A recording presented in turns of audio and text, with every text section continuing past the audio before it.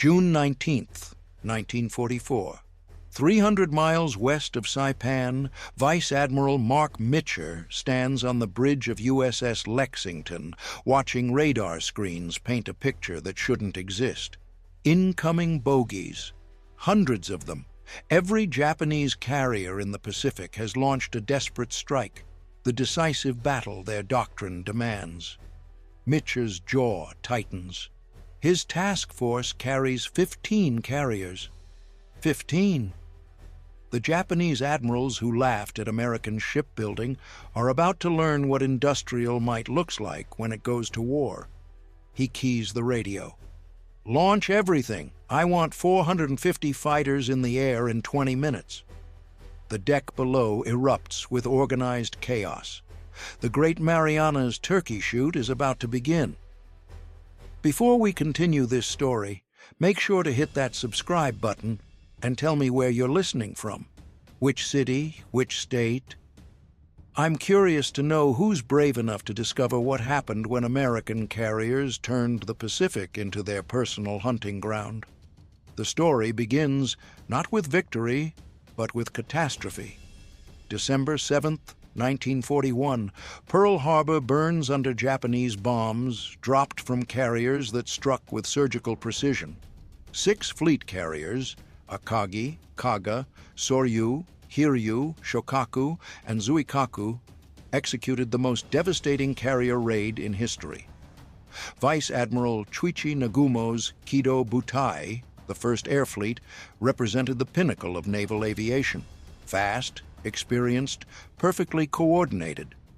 Japanese planners believed they possessed a 3-year head start in carrier warfare doctrine that American industry couldn't overcome. That assessment wasn't baseless arrogance. Japan's carriers were magnificent ships. The Shokaku-class carriers displaced 32,000 tons, made 34 knots, and carried 72 aircraft operated by pilots who'd honed their skills over China and Southeast Asia. Japanese naval aviation emphasized quality, rigorous training, superior aircraft like the Zero fighter, and tactical doctrine refined through actual combat experience. American carriers, by comparison, seemed pedestrian, slower to build, less elegant in design, operated by pilots with minimal combat exposure. Tokyo's naval staff calculated that America's industrial advantage couldn't compensate for Japan's qualitative superiority fast enough to matter. War games projected that even if the United States built carriers at maximum capacity, replacing Pearl Harbor's losses would take 2 years. By then, Japan would control the resource-rich territories of Southeast Asia and establish a defensive perimeter too strong to breach. The logic seemed sound. The calculations proved catastrophically wrong. In Washington, the morning after Pearl Harbor, Secretary of the Navy Frank Knox walked into a meeting at the Navy Department carrying a single document. The Two-Ocean Navy Act, passed in July 1940, authorized the largest naval expansion in American history.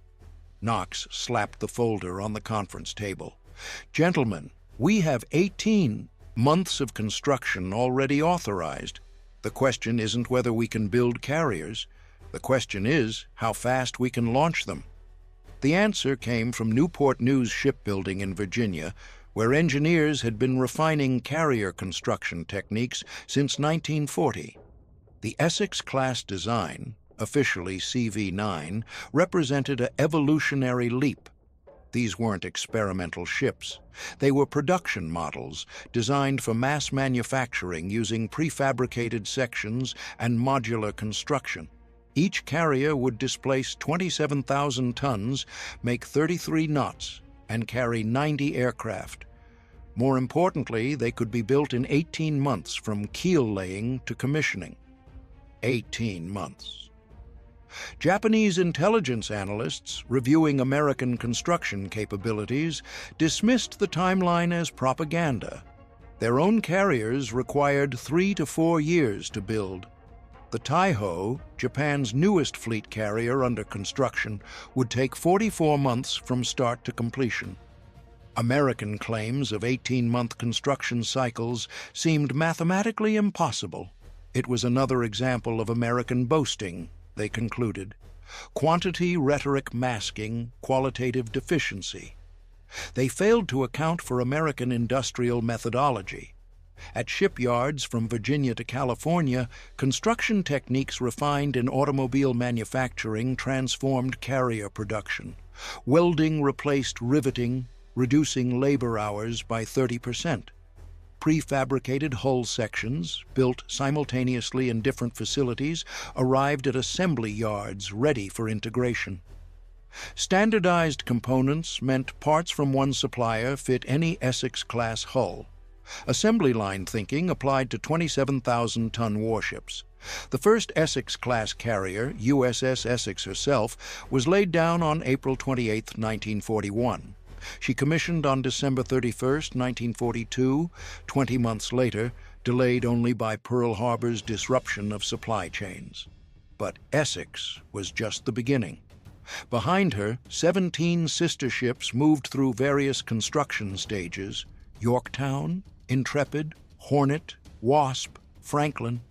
Every month brought new keels laid, new hulls launched, new carriers commissioned. Japanese naval intelligence tracked this production with growing alarm, but Tokyo's leadership refused to adjust strategic assumptions. American carriers might be numerous, they reasoned, but numbers couldn't compensate for experience and skill. Meanwhile, the handful of American carriers that survived Pearl Harbor fought a desperate holding action across the Pacific. USS Enterprise, Hornet, and Yorktown, the last named raised and repaired after torpedo damage at Coral Sea, met 4 Japanese carriers at Midway in June 1942. The battle validated American industrial philosophy. Japanese carriers were faster, their pilots more experienced, their coordination superior. But American dive bombers, pressing attacks despite devastating losses, sank 4 fleet carriers in a single day. Akagi, Kaga, Soryu, and Hiryu, 1/3 of Japan's carrier strength, gone. Midway revealed a fundamental vulnerability in Japan's quality over quantity doctrine. Experienced pilots and beautiful ships couldn't be rapidly replaced. Each carrier took years to build. Each pilot represented 2 years of training. Losses were permanent. America, by contrast, was building an industrial machine that could absorb losses and multiply strength simultaneously. But this advantage remained theoretical until the new carriers arrived. USS Essex reached the Pacific in May 1943, joining the fleet at Pearl Harbor. Her air group, Fighting Squadron 9, Bombing Squadron 9, and Torpedo Squadron 9, comprised 91 aircraft, 36 F6F Hellcat fighters, 36 SBD Dauntless dive bombers, and 19 TBF Avenger torpedo bombers. The Hellcat particularly impressed pilots transitioning from older types. Faster than the Zero, tougher, with 6 50-caliber machine guns that could shred Japanese aircraft with 2-second bursts. Commander David McCampbell, leading VF-9, put his pilots through intensive training before their first combat mission. Unlike Japanese doctrine, which emphasized individual skill and dogfighting prowess, McCampbell taught team tactics. "We fight in sections," he explained, sketching formations on a ready-room chalkboard. 2 planes, mutually supporting. You never lose sight of your wingman. You never turn with a zero. You use speed and altitude to dictate engagement terms. This was the thatch weave and boom and zoom tactics refined into doctrine, using the Hellcat's advantages while negating the Zero's maneuverability. By August 1943, 5 Essex-class carriers operated in the Pacific. By December, 8. The mathematics of naval aviation shifted dramatically. Japanese carrier strength, depleted by Midway and subsequent losses, had fallen to 6 fleet carriers. American strength climbed monthly. Each new carrier brought 90 aircraft and pilots trained to operational standards that emphasized teamwork over individual heroics. Japanese aviators, meanwhile, were dying faster than training programs could replace them. The veteran pilots who'd struck Pearl Harbor were gone, killed over Midway, the Solomons, Rabaul. Their replacements lacked experience, and Japanese training doctrine couldn't accelerate development without compromising quality.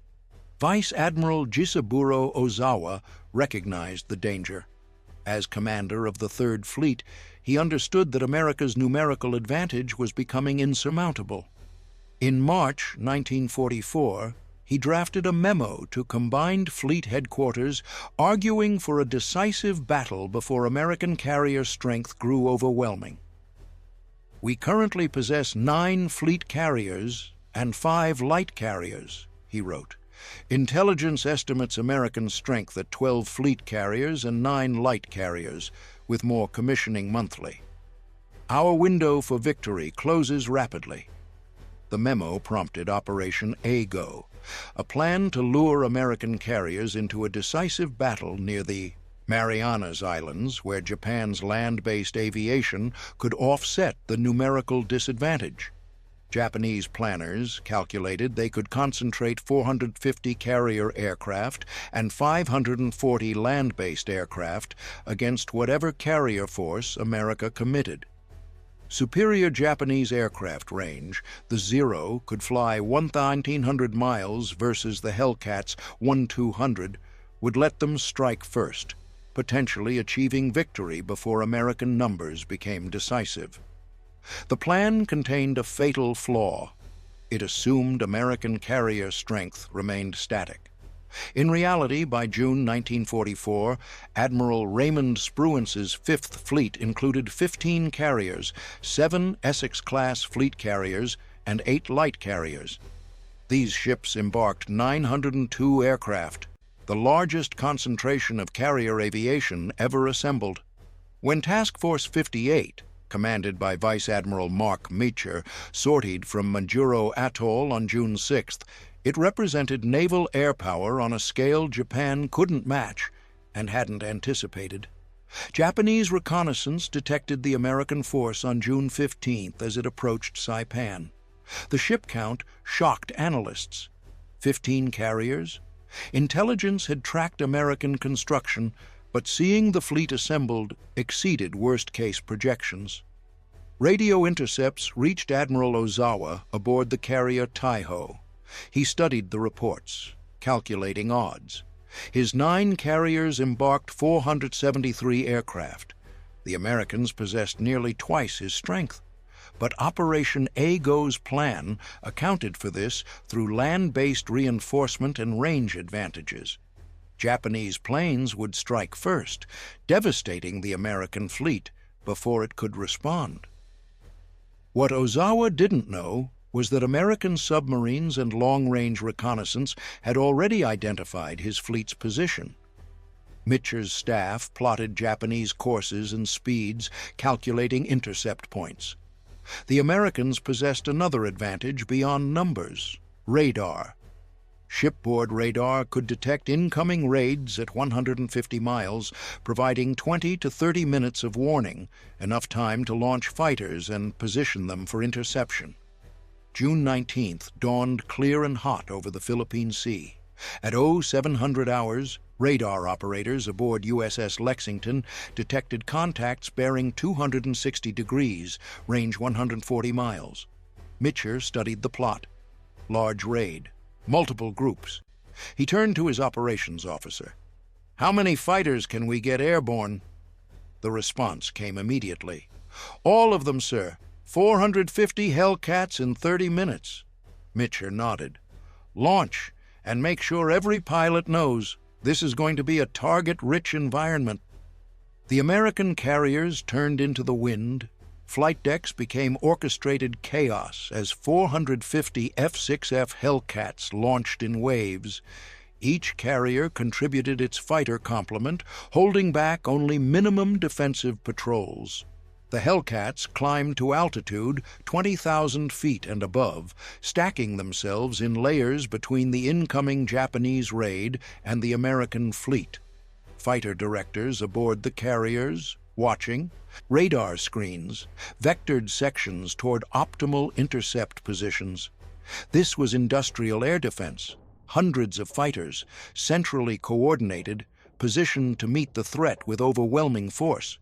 The Japanese strike arrived in 4 waves, totaling 373 aircraft. The first wave, 69 planes, met the Hellcat screen 50 miles out. What followed wasn't dogfighting in the traditional sense, it was slaughter. American pilots, following doctrine, made diving attacks at high speed. They'd spot Japanese formations below, dive through at 400 miles per hour, fire quick bursts, then zoom climb back to altitude using the Hellcat's superior power. Japanese pilots tried to counter with turning battles, but the Americans refused to engage on those terms. By the time the first wave reached the fleet's outer perimeter, 42 Japanese planes had fallen. The survivors, disorganized and depleted, pressed attacks against screening destroyers and cruisers. Few broke through to strike carriers, none caused significant damage. Wave 2 fared worse. 128 Japanese aircraft met an even denser fighter screen. Hellcats swarmed the formations like piranhas on cattle crossing a river. Japanese dive bombers, attempting to push through to the carriers, found themselves attacked from above, below, and both flanks simultaneously. Zeros assigned as escorts couldn't protect their charges against such numbers. American pilots called targets over the radio, sections doubling up on stragglers, nobody wasting ammunition on certain kills when fresh targets remained. By the time Wave 2 dissolved, 70 Japanese aircraft had fallen. Aboard Taiho, Admiral Ozawa received damage reports expecting news of devastated American carriers. Instead, his radio operators reported that attacking waves were taking catastrophic losses and achieving minimal results. Ozawa couldn't comprehend it. Japanese planning had assumed land-based air would attrit the American fighter screen, creating openings for carrier strikes. But American carriers had already destroyed the land-based threat during preliminary raids, something intelligence had failed to report accurately. Ozawa's strikes faced the full weight of American fighter strength without the planned support. Wave 3 and 4 suffered similar fates. Of 373 aircraft launched that morning, Japanese strike forces lost 243 to fighters and anti-aircraft fire. They sank no carriers. They damaged 2, South Dakota and Indiana, neither seriously. The attack, called Operation A-Go, planned as Japan's decisive victory, had instead become a one-sided massacre. American pilots, many achieving their first kills, called it the Great Marianas Turkey Shoot, a crude phrase that captured the lopsided nature of the engagement. But the battle wasn't finished. Mitscher's staff located Ozawa's fleet late on June 19th, positioned 275 miles west. Too far for standard doctrine, launching strikes that late in the day meant aircraft would return after dark. Dangerous in 1944, when carrier night operations remained primitive and hazardous. Mitscher faced a decision: play it safe and let the Japanese escape, or risk aircraft and pilots for a decisive strike. He chose aggression. At 4:30 p.m., Mitscher ordered a full strike launched. 216 aircraft, Hellcats, Helldivers, and Avengers, lifted off from 11 carriers and flew west into the setting sun. They found Ozawa's fleet at maximum range, attacked through heavy anti-aircraft fire, and sank the carrier Hio, while damaging 2 others and several supporting ships. The strike achieved its objective, but the return proved costly. Aircraft running on fumes, navigating in darkness, sought their carriers in a blackened ocean. Mitscher made the bold decision to illuminate the fleet, turning on searchlights and deck lights, sacrificing concealment to save pilots. 80 aircraft ditched in the ocean or crashed attempting night landings. But destroyers, guided by those lights, rescued most pilots. The Navy lost 16 aircrew from the mission, a serious loss, but far fewer than anticipated. And, strategically, the Battle of the Philippine Sea accomplished its objective. Japanese carrier aviation, already weakened, was effectively destroyed. Ozawa limped back to Okinawa with 3 damaged carriers and barely 100 aircraft. He'd started the battle with 9 carriers and 473 aircraft. He finished with a fleet too depleted to conduct offensive operations. American losses? 23 aircraft in combat, 80 operationally, virtually all replaced within days as new aircraft flew aboard from supply carriers. The industrial advantage Japan's admirals had dismissed proved decisive. American carriers could absorb losses and immediately regenerate strength. Japanese carriers, even if physically intact, couldn't replace lost pilots and aircraft fast enough to remain combat effective. The numbers told the story starkly. In June 1944, the United States had 15 fleet and light carriers operational in the Pacific, with another 8 in various stages of construction or workup. Japan had 4 operational fleet carriers remaining after Philippine Sea, with no new construction nearing completion.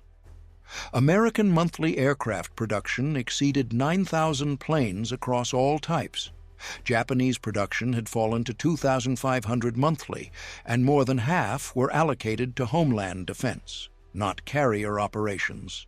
Tokyo's admirals, reviewing battle reports, confronted a reality they'd denied since Pearl Harbor.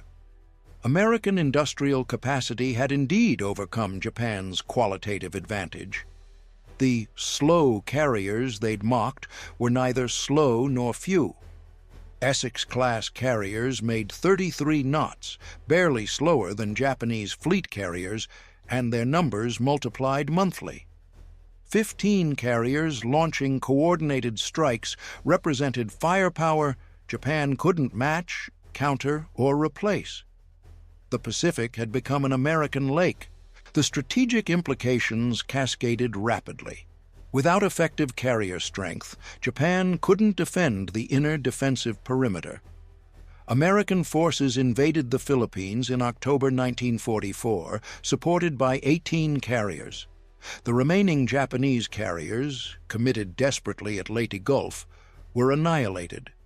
4 carriers sank: Suikaku, Suiho, Chitose, and Chiyoda, taking with them the last vestiges of Japanese naval aviation. The once proud Kido Butai, which had struck Pearl Harbor with devastating effectiveness, was extinct. Commander David McCampbell, flying from USS Essex during the Philippine campaign, became the Navy's top ace with 34 kills. His success embodied the American approach: superior technology, refined tactics, and industrial support that kept him flying while Japanese pilots died irreplaceably. "We had better planes, better training, and more of everything," he later reflected.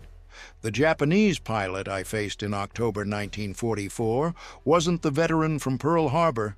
That man was dead. His replacement had 200 hours flight time versus my 1,000. Technology and training won before we engaged." Production statistics validated this assessment. From 1942 through 1945, American shipyards completed 24 Essex-class carriers, plus 9 lighter Independence-class carriers. Total, 33 fleet and light carriers commissioned during the war. Japan completed 3 fleet carriers during the same period, Taiho, Shokaku, and Shinano, and lost all 3 to American action before they could significantly impact operations. The construction race Japan's admirals dismissed as irrelevant had determined the war's outcome before major battles occurred. The industrial philosophy extended beyond hulls to aircraft. American factories delivered 33,000 F6F Hellcats between 1943 and 1945. Japan produced 10-400 A6M Zeros across the entire war, and the Zero's design, perfect for 1940, became obsolete by 1943 as it faced heavier, faster, better-armed American fighters. Japan's doctrine emphasized perfecting a superior design. America's emphasized iterative improvement and overwhelming production. When the Zero's advantages eroded, Japan lacked capacity to field a replacement in sufficient numbers. Pilot training showed similar patterns. American pilot training programs expanded from 300 graduates monthly in 1941 to 2,000 monthly by 1943. Training quality remained high. New pilots received 300 to 400 flight hours before joining operational squadrons. Japanese training, constrained by fuel shortages and instructor losses, fell to 100 hours by 1944. American pilots arrived in the Pacific ready for combat. Japanese pilots arrived as targets. Vice Admiral Mitcher's Task Force 58 ranged across the Pacific through 1945, supporting invasions from Iwo Jima to Okinawa. The force expanded to 20 fleet and light carriers by March 1945, operating more than 1,200 aircraft. In July, this fleet struck directly at Japan, raiding Kure Naval Arsenal and Tokyo itself. Japanese defenders could mount only token resistance. The great Marianas Turkey Shoot had been prelude. By 1945, American carrier airpower operated with impunity, launching raids measured in hundreds of sorties against targets that lacked adequate defense. The culmination came in Operation Downfall's planning. Had Japan not surrendered in August 1945, the invasion of Kyushu would have been supported by 22 fleet and light carriers plus numerous escort carriers, total air strength exceeding 1,800 carrier aircraft. This armada would have operated within sight of Japan's coast, launching continuous strikes against homeland targets. The slow carriers Japanese admirals mocked in 1942 would have parked themselves offshore and dismantled Japan's remaining defenses piece by piece. Statistical analysis compiled after the war revealed the staggering scope of American carrier dominance. Task Force 58 and its successor, Task Force 38, conducted offensive operations on 174 days between January 1944 and August 1945. These operations involved 896 individual combat sorties. American carrier aircraft destroyed an estimated 5,155 Japanese aircraft in the air and 4,223 on the ground, sank 161 warships and 447 merchant vessels, and struck countless ground targets from airfields to factories. This output came from industrial capacity Japanese planning had dismissed as irrelevant. The human cost told another story. Japanese naval aviation lost approximately 10,000 pilots killed during the Pacific War. Many were veterans from Pearl Harbor and Midway, irreplaceable experts whose deaths gutted Japan's capability. American carrier aviation lost roughly 4,900 pilots, serious casualties, but America's training pipeline replaced them continuously.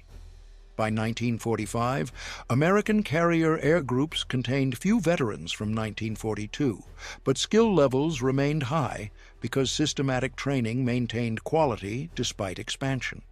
Japanese post-war analyses confronted uncomfortable truths. "We failed to appreciate American industrial capacity," Admiral Somu Toyoda, last commander of the combined fleet, wrote in 1946. "We calculated that their production advantages would require 3 to 5 years to impact combat effectiveness. Instead, their carriers appeared in overwhelming numbers by mid-1943. We planned for a war of quality versus quantity. We faced overwhelming quantity that maintained qualitative superiority." The comment captured the essential miscalculation. Japanese admirals who laughed at American carriers in 1942 assumed industrial production meant crude, inferior ships operated by inadequately trained crews. Reality proved different. American carriers were sophisticated, effective platforms produced through refined manufacturing techniques. Their air groups flew superior aircraft operated by pilots whose training emphasized teamwork and tactics over individual heroics. And there were dozens of them, a number that grew monthly while Japanese strength declined irreversibly. The Essex-class carriers themselves became the physical embodiment of American naval philosophy. 24 built during the war, more than half saw combat. They earned 176 battle stars collectively.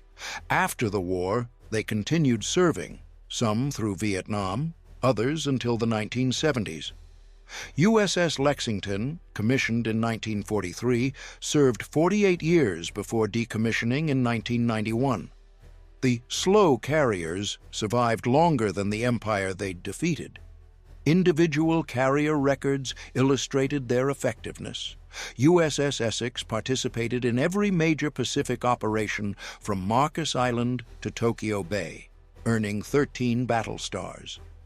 USS Intrepid survived 5 kamikaze hits, returned to action repeatedly, and sank numerous Japanese vessels. USS Yorktown, second ship to bear that name after Midway's loss, operated continuously from August 1943 through September 1945, compiling one of the war's most impressive service records. These weren't disposable mass-produced weapons. They were formidable warships that combined industrial efficiency with genuine capability. The story of American carriers in World War II is ultimately the story of industrial democracy mobilized for war. Engineers who designed ships for rapid construction, shipyard workers who built them in record time, pilots who learned to fly them effectively, admirals who employed them decisively, and an industrial base that could produce 24 fleet carriers while simultaneously building hundreds of escort carriers, thousands of aircraft, tens of thousands of tanks, and millions of tons of supplies. Japan bet that American industry couldn't match Japanese skill and experience. That bet cost them the Pacific War. The laughter died in June 1944, somewhere over the Philippine Sea, when Japanese pilots looked up and saw 450 Hellcats stacked in layers from 15,000 to 30,000 feet. They'd expected token resistance. They found instead an impenetrable barrier of American fighters, coordinated by radar, directed by radio, supported by inexhaustible logistics.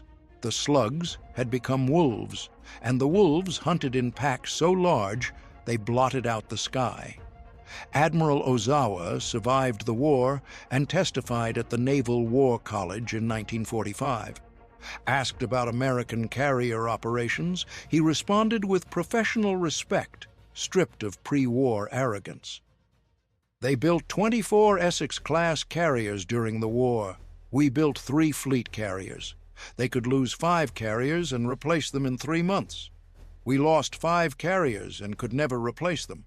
The war was decided not in battle, but in shipyards. We fought valiantly. They built overwhelmingly. Industrial capacity is its own form of tactical superiority. That admission, from the man who'd commanded Japan's carrier fleet during its final operations, captured the essential truth. The admirals who laughed at America's slow carriers in 1942 learned by 1944 that speed and elegance mattered less than numbers and sustainability. The Essex-class carriers weren't beautiful like Japanese fleet carriers. They were functional, producible, replaceable. And there were 24 of them, each capable of launching 90 aircraft in coordinated strikes that Japanese defenses couldn't withstand. June 19, 1944, the Great Marianas Turkey Shoot, marked the moment when laughter turned to silence. 450 American fighters launched from 15 carriers destroyed Japanese naval aviation as an effective force. The battle lasted one day. Its consequences lasted until war's end. The fork-tailed P-38s may have terrorized Japanese pilots individually, but the Essex-class carriers and their Hellcat squadrons destroyed Japanese air power industrially, systematically, overwhelmingly, irreversibly. The carriers that Japanese admirals mocked as slow had indeed moved methodically.